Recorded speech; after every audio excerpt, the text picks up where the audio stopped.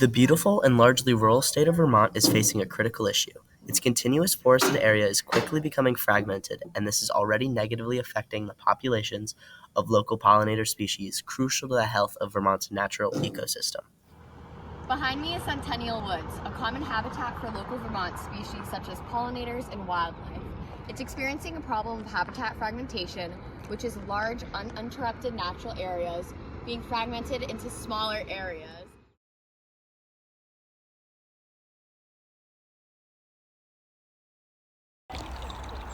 Annually, birds, bats, and bees account for over $150 billion worth of U.S. crop production. Vermont is home to 9 bat species. 5 out of the 9 are listed as threatened or endangered since 2020, and 2 out of those 9 are federally listed as endangered. Our local pollinator species are declining at an alarming rate. 3 billion birds have disappeared in North America, with every recorded species in Vermont declining. Bats have had the same rapid decline, with their local habitat shrinking to only this small part of Vermont.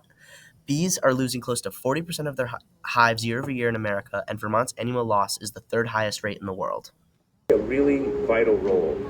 They might look different, they might have different names, but they almost all do the same basic thing for us and for the environment, and that's that they pollinate plants, and they help make sure that plants can reproduce. Bees are vital for most of the foods that we eat. 1 in every 3 bites of food we take on any given day is probably helped along by a bee. Vermont is home to over 6,800 farms that rely on birds, bats, and bees to pollinate their plants.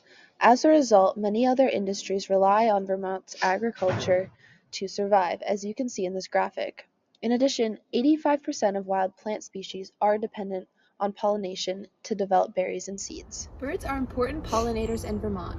They provide many ecosystem services and also improve the Vermont economy. Recently, bird populations have been on the decline due to habitat fragmentation. As a habitat is fragmented, birds that rely on the large interior portions of the forest are unable to reproduce. Pollinator decline in Vermont has significant economic impacts, potentially reducing crop yields and increasing costs for farmers. This impacts both the agriculture economy and the food system as a whole. Bees are the main pollinator for almost every U.S. crop, and wild bees pollinate wildflowers and most crops in Vermont, including blueberries, tomatoes, squash, and one of the state's essential commodities, apples. Pollinators contribute to the diversity and nutritional value of our food supply, and declines in pollinator populations can lead to reduced yields and lower quality crops. Part of our solutions for combating habitat fragmentation in Vermont includes supporting education.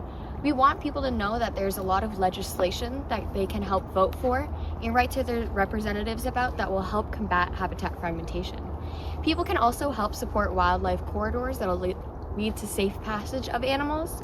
They can also plant native pollinator species to help these pollinators breed and reproduce.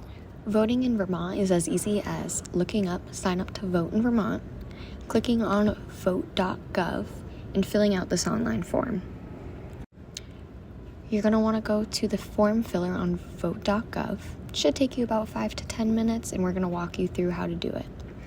You want to go through the eligibility requirements, make sure that you fit them, and then click Confirm Eligibility. Go to the digital form. If you're registering in Vermont for the first time, hit that button, and if you're an out-of-state student, it should be just as easy as that. You can choose your political party, put in your information, and then continue to the next screen. And just like that, your Vermont mail-in registration form is done. Here we made a little infographic explaining what you can do about habitat fragmentation, which includes implementing bird and bat boxes, planting native plants, supporting wildlife corridors, and encouraging protected areas. Our food systems and economy depend on the abundance of these pollinator species. We help them, they help us.